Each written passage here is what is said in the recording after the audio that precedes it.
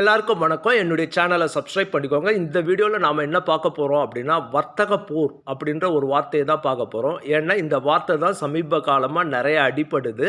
இந்த வார்த்தை பங்குச்சந்தைகள்லேயும் சில பாதிப்புகளை ஏற்படுத்தின்னு இருக்கு, ஒரு பயத்தை உருவாக்கிட்டு இருக்கு. அதுக்காக தான் இந்த வார்த்தையை பற்றி பார்க்க போகிறோம்.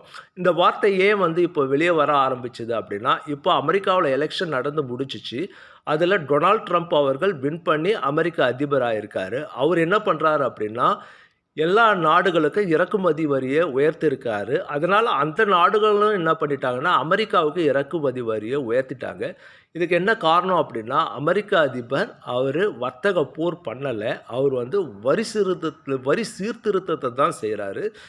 எந்த இடத்துல வரி குறைவாக இருக்கணுமோ அந்த இடத்துல குறைவாக இருக்கணும். எந்த இடத்துல வரி அதிகமாக இருக்கணுமோ அந்த இடத்துல அதிகமாக இருக்கணும். அப்படி இல்லாமல் இருந்துச்சுன்னா என்ன ஆகும் அப்படின்னா, அமெரிக்காவுடைய வருமான வாய்ப்பு இழக்க ஏற்பட்டுடும். அதனால் அவங்க என்ன பண்ணுறாங்கன்னா, அதை எந்த இடத்துல ஏற்றணுமோ அந்த இடத்துல ஏற்றணும், எந்த இடத்துல இறக்கணுமோ அந்த இடத்துல இறக்கணும். இவர் என்ன பண்ணிட்டாருன்னா, மொத்தமாக ஏற்றிட்டாரு, எல்லாத்துக்கும் ஏற்றிட்டு அதுக்கப்புறம் அவருடைய தேவைக்கு ஏற்றபடி அவருக்கு கம்ஃபர்டபிலிட்டிக்கு ஏற்ற அளவுக்கு கொஞ்சம் கொஞ்சமாக அவர் குறைச்சிப்பார். அதுதான் இப்போ நடக்க போகுதே தவிர மற்றபடி வேறு ஒன்றும் இல்லை. இது ஒரு பெரிய வர்த்தக போர் அப்படின்னு பயப்பட வேணாம்.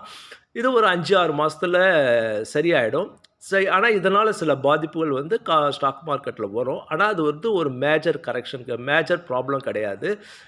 இப்போ ஸ்டாக் மார்க்கெட்டில் கரெக்ஷன் நடந்துட்டு இருக்கு. அதுக்கும் இந்த வர்த்தக போருக்கும் பெரிய தொடர்பு கிடையாது. இப்போ நடந்துட்டு இருக்க கரெக்ஷன் இதுவரையிலும் ஸ்டாக் மார்க்கெட்டில் இல்லாத அளவுக்கு ஒரு டிஃப்ரெண்ட்டான கரெக்ஷன் நடக்குது. ஆனால் மோசமான கரெக்ஷன் கிடையாது. இது ஏன் அப்படின்னா, இது ஒரு ப்ராஃபிட் புக்கிங் கரெக்ஷன் தான். கோவிடுக்கு அப்புறம் அதிகமான வளர்ச்சி அடைஞ்சதால் ஏற்படுற ஒரு ப்ராஃபிட் புக்கிங் கரெக்ஷன் தான்.